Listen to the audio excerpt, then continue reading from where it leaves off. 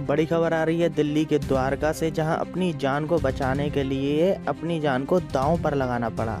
जी हां, ऐसा ही कुछ हुआ इस सेक्टर 13 में, जहां एक माले में आग लगने के कारण तीनों ही जानों की बेरहमी से मौत हो गई। जी हां, आग का जो कारण था वो ये था कि जो आग शुरू हुई थी वो पूजा घर से शुरू हुई थी और वह धीरे धीरे आग इस कदर बढ़ गई कि उसने बाहर निकलने का कोई रास्ता नहीं छोड़ा। और सबसे बड़ा उसमें कारण रहा था कि पीवीसी पाइपों का इस्तेमाल होना। जी हाँ, जब आग इस कदर बढ़ी कि सामने वाले को कुछ समझ ही नहीं आया मुझे क्या करना है।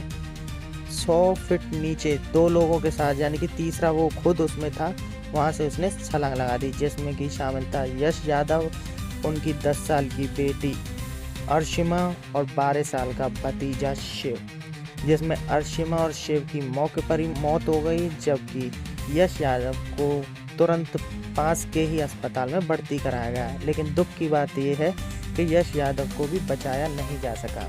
इसका सबसे बड़ा कारण जो बताया जा रहा है कि सोसाइटी में, यानी कि जो सेक्टर था उसमें कुछ इस तरह के पुख्ता इंतजाम नहीं होना कि जिससे इस तरह की घटनाओं को अंजाम दिया जा सके।